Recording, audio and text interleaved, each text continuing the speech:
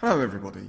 I'm very excited to talk about a very argumentative topic that has engaged the whole philosophical community throughout ages. We are going to talk about the demarcation of science. Unfortunately, some knowledge came out and was claimed to be part of the scientific knowledge, but in fact, it's not. This kind of knowledge is called pseudoscience. Before we define what is demarcation and what are the views on this issue, we shall answer them some questions. What is science? Science is the branch of knowledge that is based on intellectual and practical activities and experiments.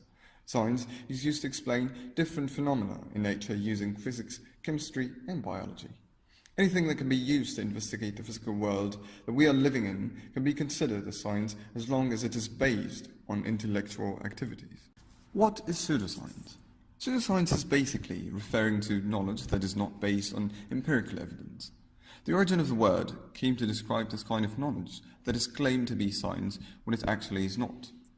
Pseudoscience has no scientific basis. One source of pseudoscience is religion, as they require believing without questioning, such as believing in creationism. Another example of pseudoscience is astrology. It has no uses in life, and it's just a fraud. Pseudoscience has more features like belief in authority, unrepeatable experiments, unwillingness to test.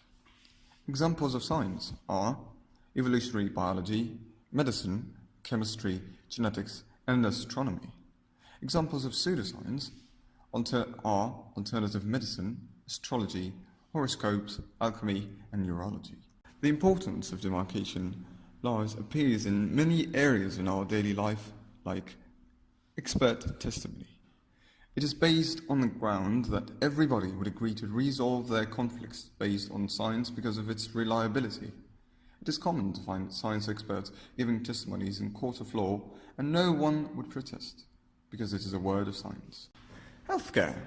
To get rid of superstitious ideas for recovery which may lead to death.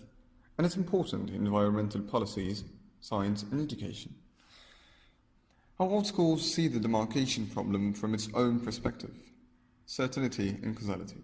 Aristotle proposed that science must be infallible, must deal with causality, and must be derived from universals. So why did it fail? Because not everything is about causality, and it was proposed that descriptive and explanatory science is science, like astronomy. They also comprise that there is no certainty, and that epistemology is fallible. And scientific theories continuously get developed and replaced by newer and better ones every day. Scientific method. It proposed that there must be a methodology to demarcate science from pseudoscience. However, there's no exact agreement about what this method is. So now, let's move to the modern schools.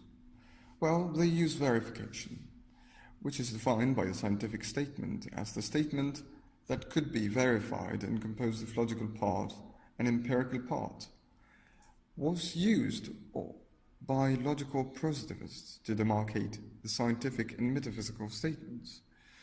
But it had problems, such as any statement could be verified at any instance. The universal laws cannot be verified. And there's also the falsification. This idea was proposed by Karl Popper, who said that statements or systems of statements, in order to be ranked as scientific, must be capable of conflicting with possible or conceivable observations. But it also had problems. This idea is not applicable for the existential statements like the existence of atoms. He also hadn't taken into account that some pseudoscience may claim that it's falsifiable. Consequently, it's to be categorized as a science like astrology. We also have puzzle solving. Thomas Kuhn suggested that normal science, which is science that exists in transitional phases of scientific revolutions. Normal science procedures depend mainly on puzzle solving technique rather than experimentally testing the theories. Created using Powtoon.